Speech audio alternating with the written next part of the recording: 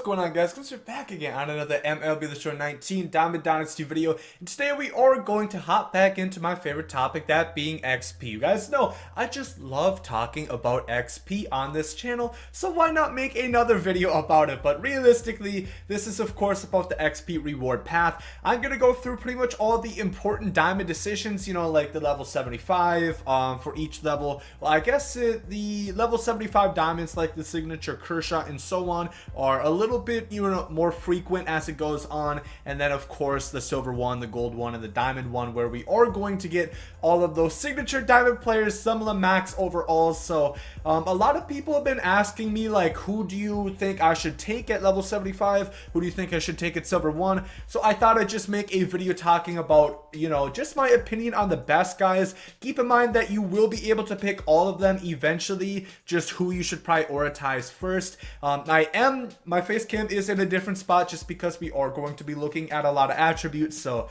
I just thought it would be the best place to put it. And then also, one last thing before we start is, I just want to say this is always going to vary depending on your situation. For example, my team is pretty well rounded. I guess if you could say I have a weak spot, it would be maybe my starting rotation. That would be the weak spot. So always prioritize wherever you need wherever you need an upgrade. For example, if you only had 2 diamond outfielders, maybe you want to get 1 more diamond outfielder to fill it out. It always depends on your situation and who you need the most, but this is just, in my opinion, who is the best overall, not depending on my needs, just who I think is the best. So first, we are going to look at this level 75 diamond. The guy I picked is Ichiro Suzuki, as you guys can see, and my stats, I'm hitting 417 with him. Numbers do not lie. I love this Ichiro card so much, and you guys can see he's pretty much the best defensive outfielder that you are going to find in the game.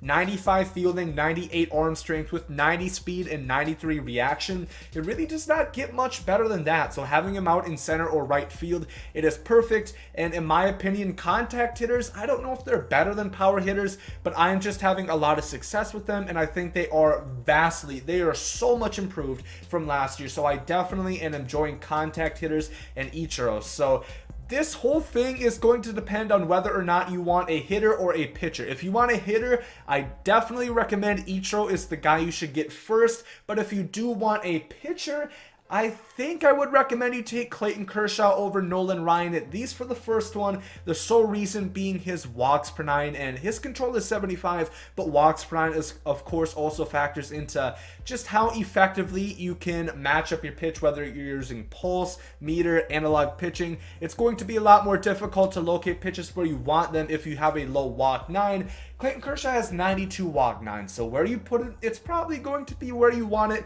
However, Nolan Ryan's a righty, Clayton Kershaw is a lefty. Nolan Ryan throws really hard, Clayton Kershaw only throws pretty hard, so it really is all up to you. But personally, Clayton Kershaw just looks really good. I know a lot of people I have talked to have a really hard time hitting this Kershaw just because his pitches are so good. And then he has 107 hit 9, 113 K9. So I would recommend hitter if you want first, Ichiro if you want a pitcher first, Clayton Kershaw. So that goes on for the first one. I'm obviously not going to go over these gold picks. And as you guys can see, I am very close to getting this level silver 1.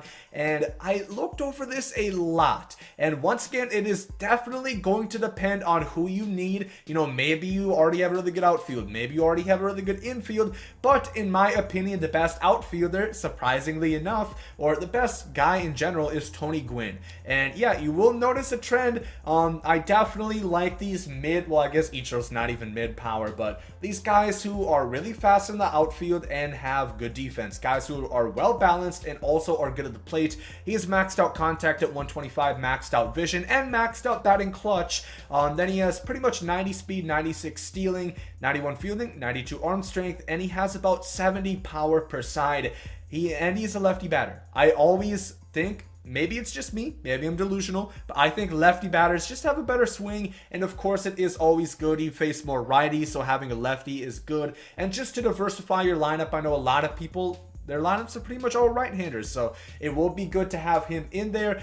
That's personally who I think is the best. You know, maybe you have a differing opinion, and maybe you do not need an outfielder, so in which case, if you need an infielder, the first guy I would suggest probably is Joe Morgan at second base. Once again, he is a lefty, and he is absolutely great defensively. His arm strength is low, but at second base, you don't really need a high arm strength at second.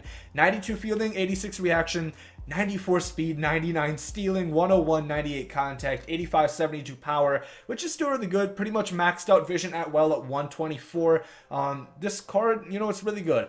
The stance is the one thing I'll say. I definitely know Joe Morgan's stance is a little wonky, so that might be a little difficult for you, but all things said, Joe Morgan is going to be the best second baseman in the game, unless something happens like with the patch and somehow like contact hitters get nerfed. But I really don't see that happening. So the way the game plays right now, I think Joe Morgan is the best infielder that you can pick right away. Tony Gwynn is the best player overall in my opinion. He's the outfielder you should go for. If you need an infielder, Joe Morgan is your guy. So moving on to the next one. Once again, there is all these special edition diamonds. If you want to see who I think are the best special edition diamonds, top right hand corner, there is a video detailing all that right up there, so you can check that out. The next level 75, I would suggest pick who you didn't pick the first time. So if you picked Ichiro, pick Kershaw. If you pick Kershaw, pick Ichiro. I don't think you should double up. I know it's hot because they're signatures. I know it's tempting, but I would not just get them just because they look good.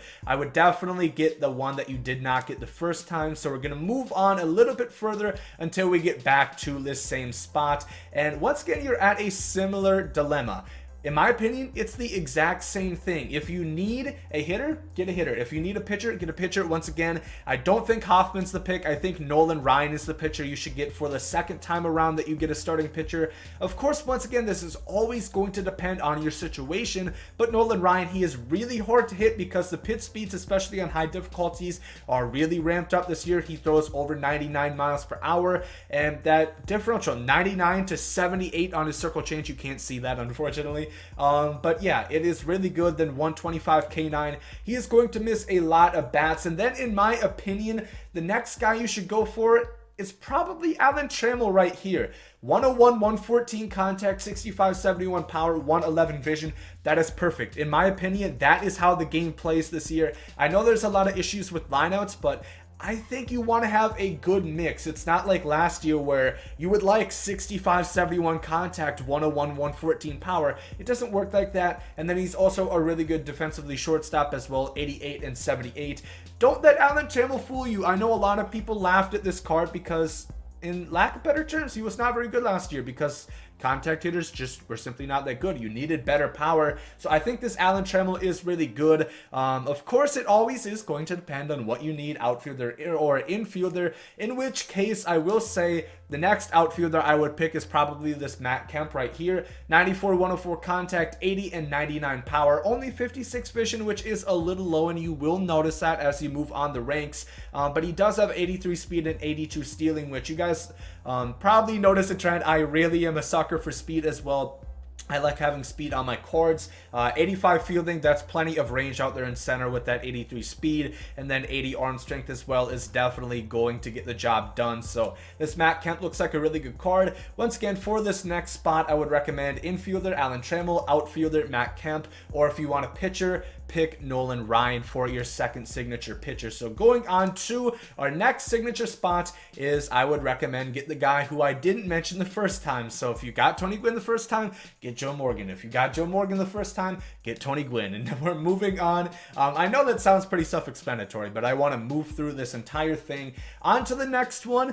Now I would probably recommend, of course, get get the other one that you didn't pick yet. Get either Trammell, Kemp, or Ichiro, and then obviously Kershaw or Nolan Ryan. So that should be where we are up to now, I believe. And then finally, our next pick, I think this is where you want to take Trevor Hoffman, in my opinion.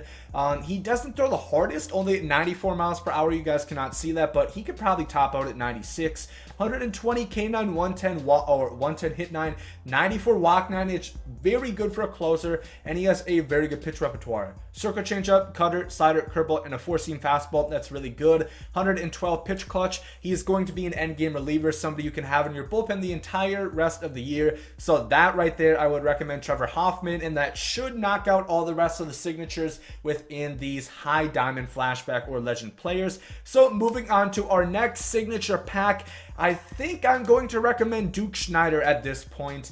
He should be the third one that you are taking, at least in my opinion. Once again, if you need an infielder, take an infielder. But Duke Schneider is the next guy I would go towards. 115, 93 contact, 110, 83 power, 108 vision, 85 fielding, 78 arm strength, which is pretty good, 74 speed as well. And he's a lefty bat. You guys know I like that. 5'2" player, once again, can do it all. You guys notice the signatures are ridiculously good. They're ridiculously good for a reason. But now getting on to the next one, I believe it should be down to Ralph Kiner, Giambi, and bench. I probably would recommend bench at this point. He has, not the best hitting stat. 70, 67 contact is kind of low. 84, 110 power, can definitely hit some bombs, but he's very versatile. Can play both the corners, first and third, and left and right, and he is a very good catcher as well. 94 fielding, 94 arm strength, 91 blocking. So I think he's just a really good defensive catcher, and you guys should take him right there. The next one on to basically Kiner and Giambi. Ooh, this is so tough. They both have bad defense. I guess I'm gonna say Giambi. I really think you need good defensive cards, which is tough, and why I'm leaving these guys to last. But 103, 96 contact, 121. Only 61 power. He does still have 96 contact, but he's not fast by any stretch of the imagination at 32 speed. And only 74 vision. I don't think this card is that good. Maybe you hit really well with Giambi. I know he's a lefty. I know I like lefties. You probably like lefties too. But it's the defense, it's the lack of speed, and it's the low power at left versus lefties. I still think he's better than Kiner, which I will get into in just a second. On to our last one, where I finally talk about Ralph Kiner. His defense sucks. His defense is ridiculously bad. 59, 58 reaction. You cannot play him in center, and if you play him in right, you are going to get, I think, -5s on everything. So you pretty much have to play him in left to even get below 60 fielding. 44 speed is really low as well. He's really good at hitting, but he is a righty as well. 88, 102 contact, 116, 96 power, 94 vision.